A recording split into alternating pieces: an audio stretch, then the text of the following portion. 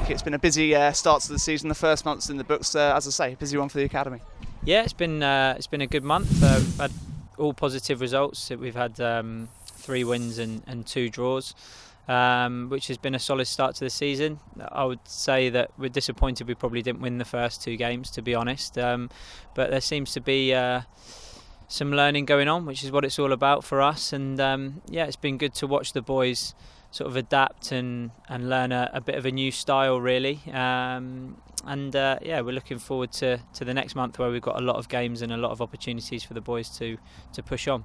When you say a change in style, would that be merely a formation thing, the shape, or is it a different style of play altogether? Yeah, we're just a slightly different makeup to what we've been over the past couple of years. We've been playing the diamond system just as a different kind of experience for the boys, and I think they struggled with it at first, to be honest. But we're starting to get to grips with it a little bit now.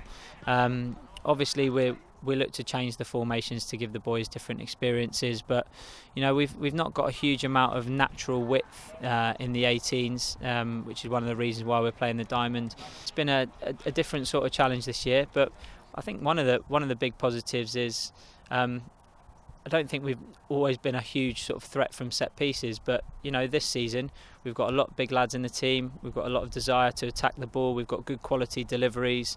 Kyle's got a long throw which we're utilising, so it's not necessarily sort of the passing football that we have played over the last couple of years, but we're putting the ball in the box and asking questions of teams, and then hopefully when they drop off, then we can start to get the passing game going with the diamond. So it's just learning, giving the boys a different experience of how to be successful in a football match.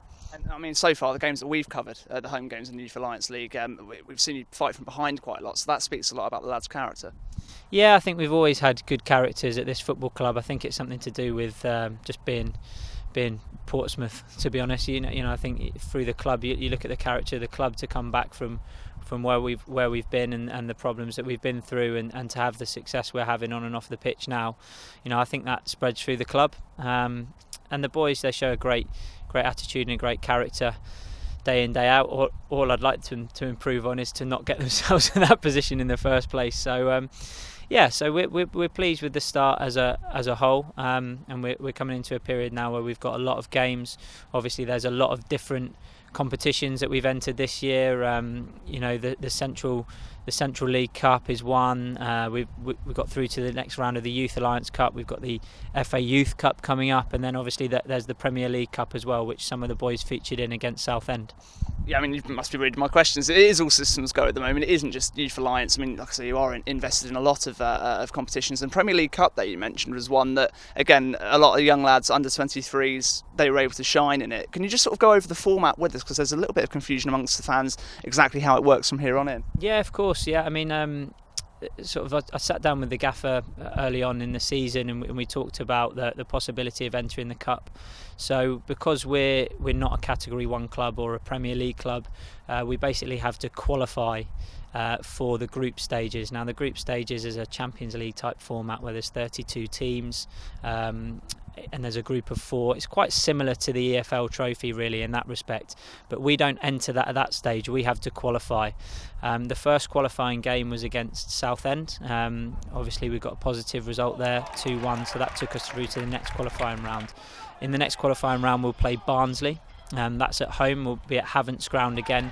The Southend game, I think anyone that will say that they went to the game will sort of stand up and say, it was a good game, and it was good to see some of our young players that have come through the academy, and opportunity to see a couple of the new signings as well. So the situation is, if we win the game against Barnsley, which, as I say, is provisionally on the 12th of September, then we will go through and qualify for the group stages, and that becomes a national tournament, and the 32 teams will be made up, the bulk of which will be Premier League teams and Category 1 academies. I mean, as you say that, I mean, it really was a competitive game, wasn't it? The first one was real blood and thunder stuff at times. It was quite physical. I mean, how good is that for the lads' development as well, for the young lads? 100%. You go to 21s games and sort of friendly in-season friendlies, and it can all be a little bit false at times. but that certainly wasn't. That's the sort of game, it was akin to a League Two game, and it's great for the youth team lads, likes of Theo, Obi, and Kyle, Jez also, who got on the night.